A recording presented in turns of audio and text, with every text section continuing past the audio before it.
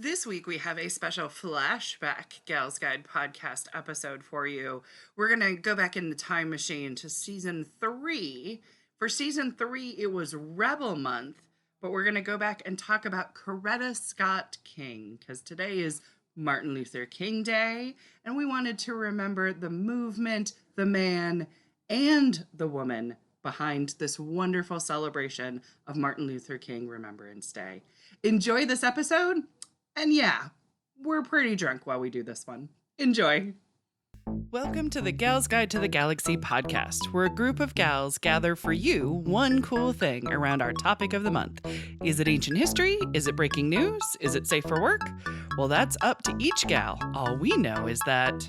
Fasten your seatbelts. It's going to be a bumpy night.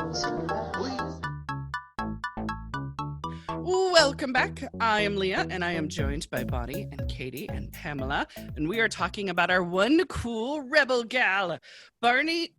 Barney? Congrats, you have a new name. Bonnie, I believe, is how it's pronounced. Bonnie. What's her name? Barney.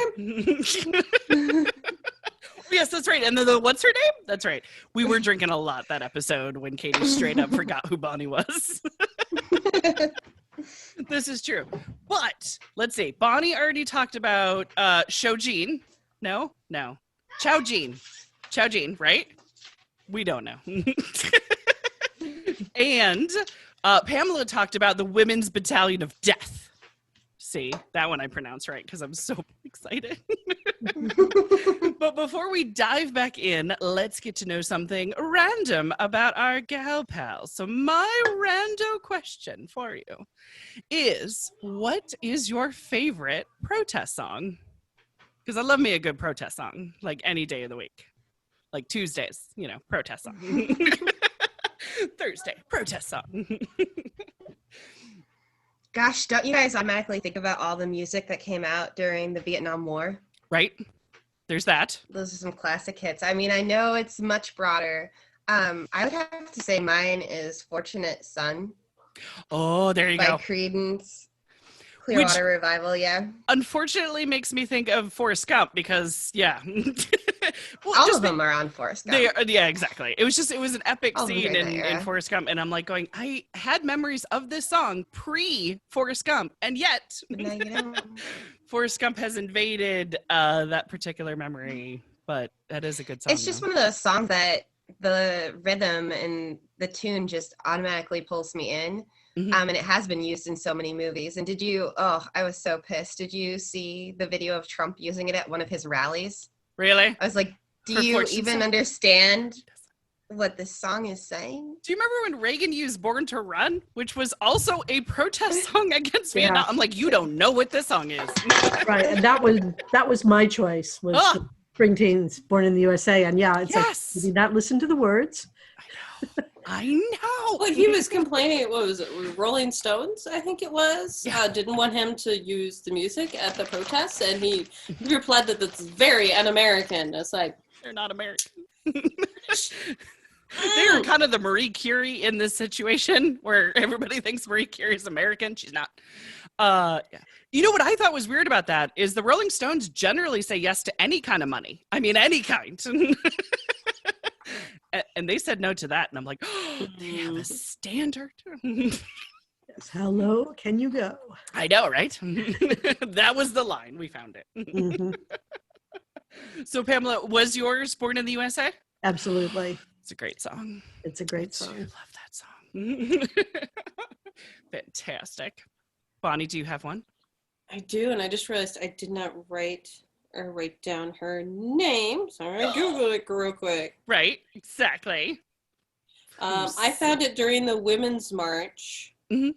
Really, I found it because I found it was the Church of Stonewall is the people performing it. They did a flash mob in Sweden, I think. Oh. They did a flash mob of I Can't Keep Quiet. And I'm trying to remember. Oh. It's like... Is it Halsey? Milk. It's okay. Milck. Okay, gotcha. Is the lady's name, and like her version is very different from the Church of Stonewall one, because they're all wearing like the pink hats, and they've taken over like a train station like lobby. Nice. And it's really good. I also wrote down, it's not really a song. I'm not real familiar with her, but I was very familiar with at the Women's March the Halesley. Is it Halsey? Is that her name? Maybe. Halsey. She had really good, like, I'm not even sure if poem's the right word. Slam poetry? So, it was something. Okay, gotcha. This is about like abuse, really. Oh, I remember the one you're talking about. That was powerful. Yeah. Yes. I do remember that. I will I'll also put all of the glorious music videos to our songs and that in the show notes. This is when show notes work really, really well when we're talking about either like, music or movie clips or something like that.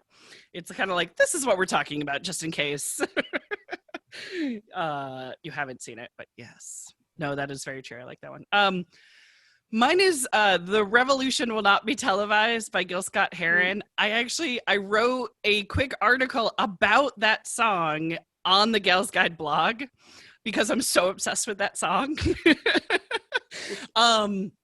It's a great song. It is very much spoken poetry, really, to a backbeat. And it was published in 1971. So it was very much about the civil rights era. And about the revolution will not be televised. You cannot watch it and it talks about all advertising and the media and how it's important to get out there and do the revolution, not just watch the revolution. And I kind of freaked out when it was in the trailer for Black Panther because not many people knew a song. And so when I heard it in Black Panther, I'm like, oh, people are going to know this song. And then it was barely in the movie. But that's okay, because it was in the trailer. And I was really excited, so I wrote an article. But my gal, it kind of ties in because it actually has a lot to do with civil rights. Because weirdly, somehow, because we taped this early, it feels weird. So we're taping this early, but this episode is releasing on January 18th, 2021, if we make it that far. But it is Martin Luther King Jr. Day. So it ties into civil rights. And I thought I would start with this loaded question for y'all. Has anybody ever thought about why Martin Luther King Jr. has a national holiday? Because, the post office isn't closed for like Betsy Ross or Susan B. or Elvis or anything. Has anybody given it a ponder of why? Because there's only it's like George Washington had one for a while. It's very few people actually get a national federal holiday where you don't have to go to work with some companies, or at least you get, paid time off sort of thing. Is it because somebody passionate fought for the day to happen? You know right where I'm heading. Good job, Katie. Gold star on your forehead. Yes, it's because of my gal, Coretta Scott King.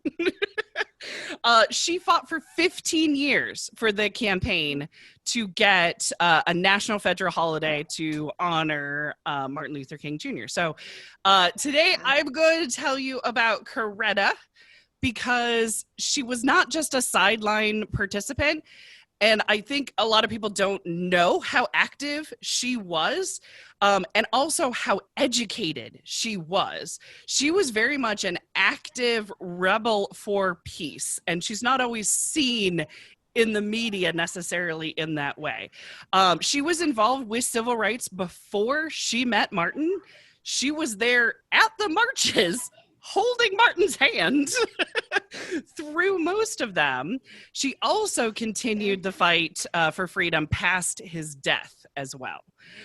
So a little kind of overview on Coretta, because she had a very long life and also a very active life. She was one of the most influential leaders of her time.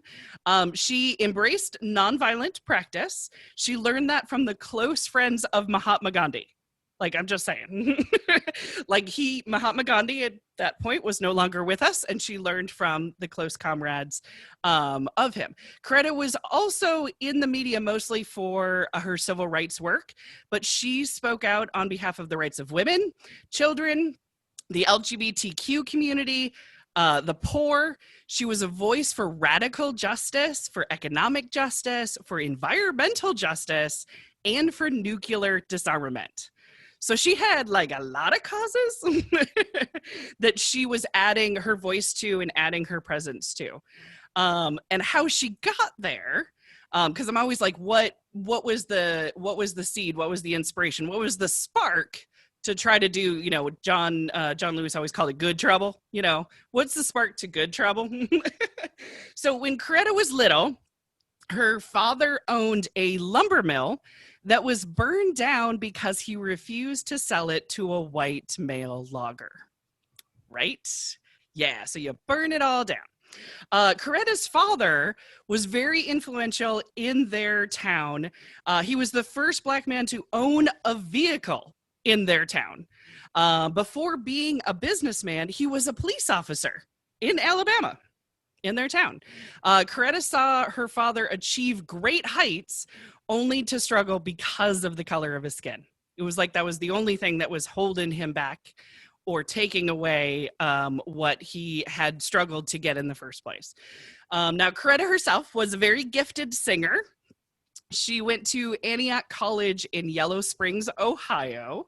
She studied music and was working to get her teaching certificate.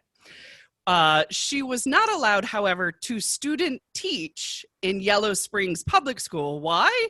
Because she was a Black woman.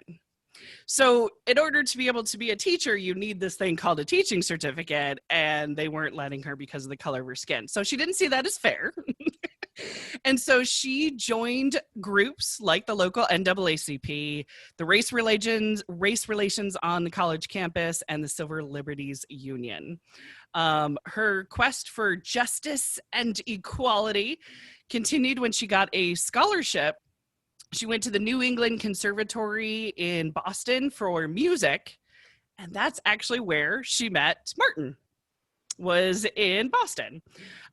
When Martin asked to marry her, she really saw before her two choices. One was a career in music, which is where she was heading, which is what her gifts were, what her talent was, and how she saw she was going to support herself. But then the other one was the civil rights movement and going with Martin. And she chose Martin and the movement. That's what she chose.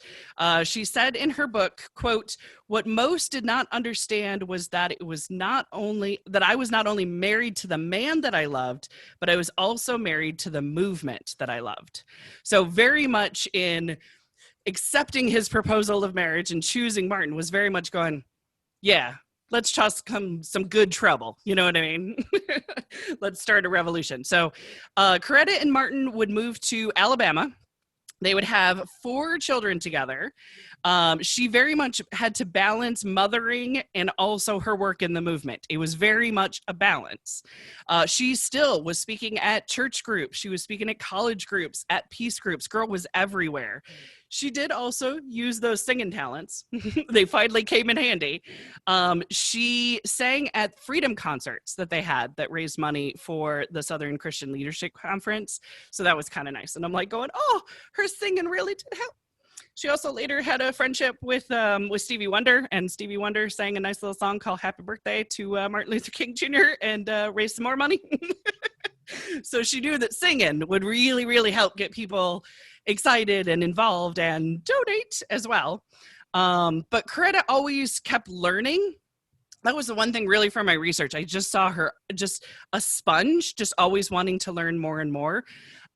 She traveled with Martin to Guyana to actually see the firsthand transfer of power. They had recently went through an all-out battle and established their independence, and so Coretta went. Coretta was also there in India, learning from Gandhi's close cohorts about nonviolence. She wanted to learn herself. She was there in Oslo when Martin got the Nobel Peace Prize. She was right there. She also went to Geneva to serve on the Women's Strike for Peace as a delegate to the 17th National Disarmament Conference. So that's where her nuclear disarmament activism came into place. So she was one of the delegates. I'd never heard that before. Right? Exactly. That she did that. No. Yeah, she was all over the place. Yeah. Learning things, helping things, eager to use her voice. Yeah. Very cool.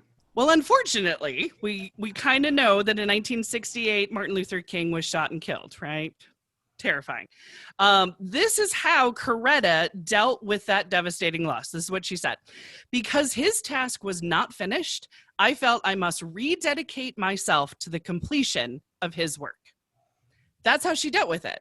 She turned all of that sadness and trauma and fear into, oh no, we just got to get it done now. And it was amazing. So she opened the King Center in Atlanta, Georgia, which if you have not gone, I highly recommend when it's not COVID times, when the world is normal again, to totally go. The King Center is a national historic park. It includes educational programs, Martin's birth home, and a living memorial that actually houses both of them, Martin and Coretta. Over 1 million people in non-COVID times visit there a year. So definitely go visit. She also started the Coretta Scott King Book Award. Have you ever seen that it's like a little triangle that's on books, a lot of times young adult books. But it's an award that she established 51 years ago. And it was for outstanding African-American authors and illustrators for books for children and young adults that demonstrate the appreciation of African-American culture and universal human values. So we have a couple of books at the Gals Guide Library that have the Coretta Scott King Book Award. One of them is The Hate You Give by Angie Thomas. So I wanted to give that one a wonderful shout out because it was one of the more recent ones that got one. And I'm like, hey, we have this book. Sorry, I get very excited when we have a book. But from Martin's death in 1968 to 1983, Coretta worked with many people to campaign for this federal holiday.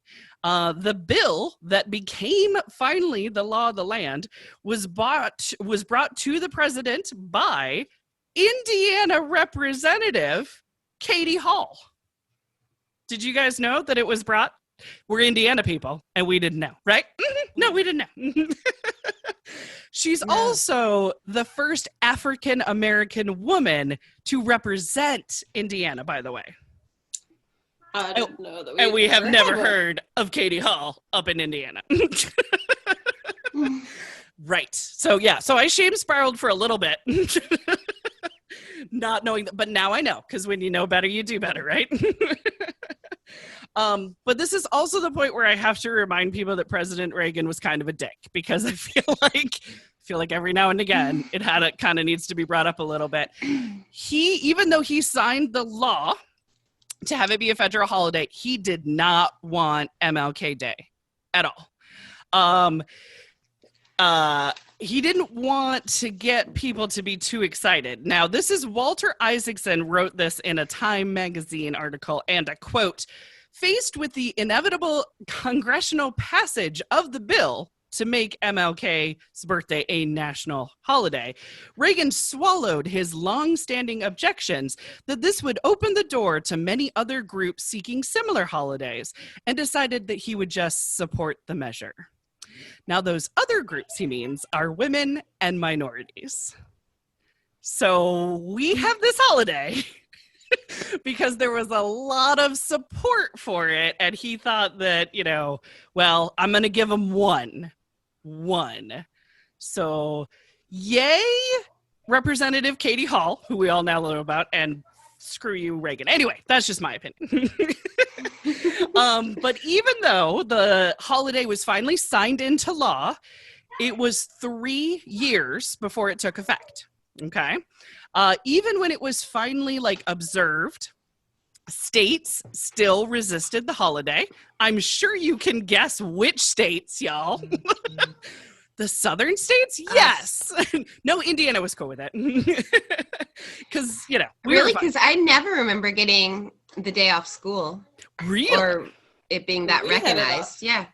Gotcha. No, I don't remember getting it off. I think sometimes it was a make-up snow day. Make-up snow Yes. day, yeah. Snow, we would go, but...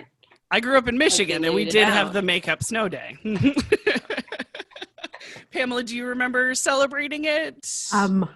Before 2000? In 1983, I was in my third year of graduate school. So we didn't get days off for that kind of thing. Right. And since I grew up in the Ozarks, we also didn't have make-up snow days. Right, there you go. You're like, so it's all alien to my childhood. That is totally fair. No, it was the South. The South really didn't like the idea of a national holiday for an African American. And so what the Southern states did, I couldn't believe this. The Southern states decided, hey, you know what? Robert E. Lee's birthday is right around that time. We're just going to celebrate that. So the paid holiday, they went, sure, paid holiday. Post office closed, bank closed. That's cool. But we're calling it Robert E. Lee Day. Yeah. So the law was established and started to be observed in 1986, right? What year do you think it was that finally all 50 states were on board that had an option of a paid day off and things like that? So between 86 and now, 2004. 2012. You guys are so... I was Pamela, you got to guess? Possibly never, but... Right, you're like, and still today! No, actually 2000. So fine, it's better than you all worried about, yes. But not until 2000 did all 50 states observe the holiday. Apparently Arizona was last, and only because they threatened to take some NFL money away. Uh-huh. We still have a ways to go. So also in my research, I asked the silly question to myself, if any other countries celebrate Martin Luther King Jr. Day, because it's, here an American holiday. He was an American citizen, but believe it or not, Canada, Israel, Japan, and the Netherlands actually recognize the day, even though it's not a paid day off from school or work, but they usually do some kind of celebration and honoring, which I thought was pretty cool, right? Yeah. So, yes. So there's a lot more, I will say, on Coretta. So she's a fascinating woman, and I really don't feel like I've given her enough credit in this little short bit. But her participation in the movement, the crap that she kind of put up with being in the movement, and also kind of being sidelined to history. We'll also say MLK was not a saint, okay? He did have some marriage vows sketchiness. So, just one of the things. Well, I'll call it as it is. Plus, Coretta also had to deal with actual violence at their home. Their front porch was bombed at one point. So Coretta was a force of nature. She was right there. She was definitely a rebel in her own time and in her own way. She is a different kind of rebel. And so I thought with the holiday, it was it was a convergence. That's what it is. It was like a convergence of Saturn and Jupiter. And it was like the podcast gets released on MLK Day. And I'm like, but what about Coretta? See, what surprised you most? I didn't know she was so political. I mean, Gotcha. Honestly, I think I just, this history I've been taught didn't feature her as anything but MLK's wife. Right. Yeah. The arm candy, for lack of a better word, and then the wife was there. Oh, and then the protector of the legacy, but of course. Knowing she was active and interested in civil rights before she even met him. Yeah. It's awesome. Exactly. Yeah. I was actually surprised by the music piece of it. Oh, gotcha. Particularly since music was such a clear part of the civil rights movement. Yeah, you reminded me I need to go down the little wormhole of looking up, because I remember that little tidbit thing about the FBI bugging them and told her about her husband's affairs and stuff. I remember being like, I need to look back and see how she thought about that. Dealt with that. The thought I always had on that, I know I dug into it a little bit, not just, I will say surface level, so I could be, I thought what it was is the FBI didn't actually have a recording of Martin in Conquest, but they played similar sounds to Coretta. And it was in the Selma movie. That's why I dig down on it, because in the Selma movie, the character that, Coretta says, "Did they think I wouldn't know what my own husband sounds like?" But at the same time, she has this look on her face like, "I know it wasn't you on that tape, but I know it was you." You know what I mean? Like, you're trying, and I already know, and it already sucks. It can't get any worse. But she still stood by him. So, yeah. She was also really good friends with Malcolm X's widow as well, Betty Shabazz. The two of them really found not only obvious common ground of civil rights leaders who were slain, but they had a lot in common. So beyond that, so and that then was that whole powerhouse. The whole "nevertheless she persisted" thing came from, I think they were trying to confirm, was it Jeff Sessions? Mm-hmm. Oh, yeah. Somebody.